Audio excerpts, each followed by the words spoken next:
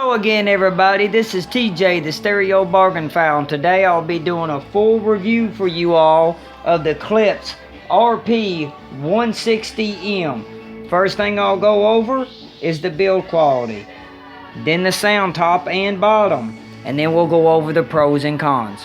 One thing I want to say about this Klispch Reference Premier 160 monitor speaker is as of today, April 15, 2019, you can purchase these speakers for $399 on sale. They were normally, when they first came out, $549.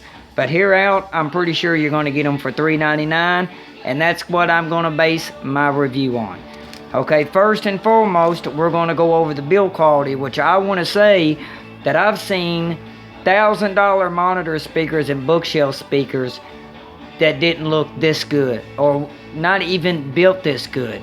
So first and foremost thing I want to do the knuckle test so you can see how thick this MDF board is that they made it out of, and how it doesn't have much resonance sound.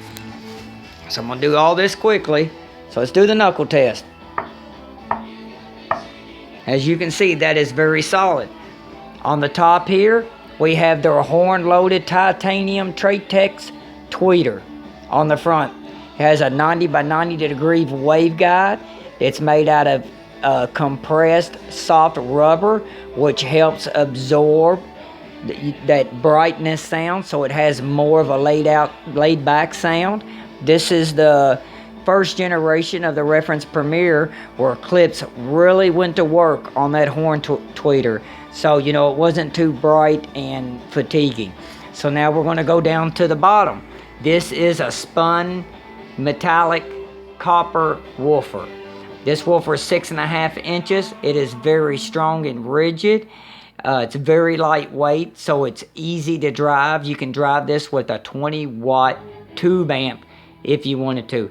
And we all know how efficient the horn tweeters are. The titanium Tratex horn tweeter, it is very easy to drive. And the efficiency of this speaker is 95 dB. It is rated at 100 watts continuously and 400 watts at peak. Now let's go around to the back of the woofer and see what we see. Oh, there you have it. Dual 5-way binding post. What this is, for a lot of Europeans like to do, and some Americans, is you have bridges and jumpers right here. You can take them out and you can bi-amp these or bi-wire them. What I mean by that is you can put 1 amp at the bottom to push the driver, another amp at the top to push the horn loaded tweeter. You just have to take these jumpers out. I don't do it because it goes to the same crossover. I just use the bottom one. So if you look up from here, there we have the Tratex bass port in the rear of the speaker. Now this speaker with this huge Tratex horn has helped a lot with having that bass resonance noise. I don't hardly hear none of that box sound when the bass hits. And you know, you could fit a sandwich. I'm serious. You could have a sandwich up in that rear bass horn, bass port. But if you look up in here, you can see that huge magnet in behind that horn tweeter. And the woofer does also. I've had these apart. And another great thing about these is, I'm going to go ahead and put the phone down. Won't be picking it up anymore. Is they do come with, as you see, there's no hose in the front of the speakers for the speaker grill. That's right. They're magnetic. Put them on just like that. Magnetic grills. I mean, that's really awesome to be a $399 speaker. Even new at $599, I mean, that is great build quality. Great build quality. One of the best things about the whole speaker is the build quality. And overall on the build quality, I scored it a 9.4. Now, we're done with the build quality. Scored it at a 9.4. We're going to talk about the top end sound. Mostly that horn tweeter. You know, the Reference Premier, this was the first time that they made it more laid back, so you know it wasn't so fatiguing. And they done a really good job with it, because now this horn, it doesn't sound bright. It sounds clear, crisp, detailed. The imaging really was great. When I tilted these off axis inwards 2 inches, I mean, I started getting imaging, that 3D holographics. I mean, that really impressed me. And it really sounded good on rock music. I listened to a lot of 70s rock music. Sometimes I listen to classical. And anything with a music instrument that is an air horn sounds amazing on this. Bass guitar, regular guitar, sounds wonderful. But I'm going to go ahead and give the overall top sound of this speaker a 9.2. That's right, a 9.2. I was really impressed with it. Now, for the bottom end, the mids and lows. Now, this is a two-way crossover design, so I got to do the mids and lows together. Even though it's a 6.5-inch woofer, that's what I'm going to judge it by, and I'm going to judge it by its price point. What got me a lot was how accurate the male and female vocals were. I mean, to me, it is spot on. I mean, spot on.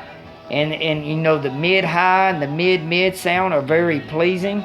The bass punches, you know, really fast. It punches quick and hard. For a 6.5-inch woofer, I was actually, I was impressed with it.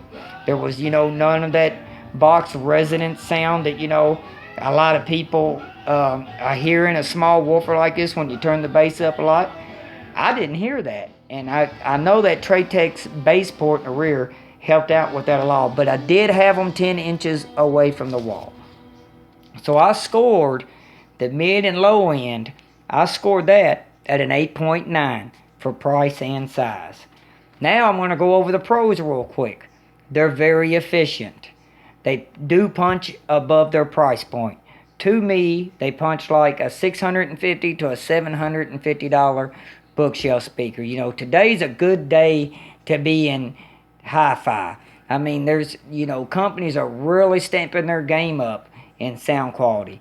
And another pro about Klispch is their customer service. Their customer service is wonderful. They will work with you. They will take care of you. And another great thing about this speaker is it's very easy to purchase. What I mean by that is they're always in stock with this speaker. I've never seen them not out of stock with this speaker. They're easy to get a hold of. But that's the pros. Now, like I always say, there is no perfect speaker. So right now I want to go over some of them inefficiencies. The cons. For some people, they are going to be too large. I mean, they're 17 inches tall, 12 inches deep, 8 inches across, and they're 20 pounds apiece. So if you got limited room, these are going to be a very big bookshelf speaker. And another thing some people are not going to like that don't have a lot of room is you at least need to pull these away from the wall, at least 10 inches away from the wall. You can't set these all the way up against the wall. I mean, you can, but you know, you're not going to get as good a sound if you pull them at least 10 inches away from the wall. And another thing that's a lot of people, what they're not going to like is these speakers do not sound good to me on a bright amp. If you have a warm amp, they sound really good. But if you have a very bright amp, then it's going to sound fatiguing to you.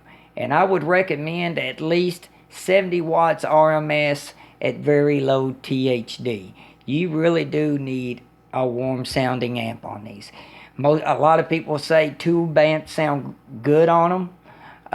I haven't had them on a tube amp. I've had them on 5 different amps. And all my amps but one sounded good on music. I used a home theater receiver, or some people audio video receiver on these that claim big power, but we all know that's at high distortion. But it is bright sounding. It's made for more home theater sound, but I was playing music on a home theater. These speakers are remarkable, but I'm going over musicality.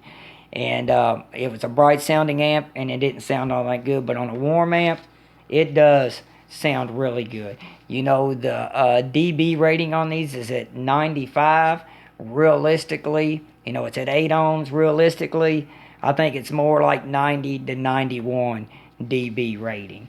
Now, I'm going to give my overall conclusion of these speakers at the price point at $399 US today. These speakers are a steal for the price. The clarity, the accuracy, the imaging, the sound stage. At this price point, it's great. And one other thing I will say, these speakers go down to 45 hertz is what Klispch has claimed. On most of my amps, I think it was breaking off about 50 to 55. You know, half the people out there will be fine with that. The other half of people out there will want to match a powered subwoofer to these. I actually have the reference Premier powered subwoofer that matches these speakers, and when I use that on music, it does sound really good, especially on poor recordings. You know, I'll draw, you know, I have it down to about 60 hertz is where I put, so I don't miss nothing at all, so to pick everything up. And on bad recordings it sounds good, but to be honest with you, most of the time I just use the power subwoofer for movies. I got a small living room, so these punch good enough for, you know, for me. But I just want to go ahead and say my overall score is a 9.1 overall for the price. I mean, these are a really good speaker for the price. They look great. Here's my score. I kind of done the pros and cons at about the same price. But that'll wrap it up, folks. And until next time, this is TJ, the Stereo-Bargainphile.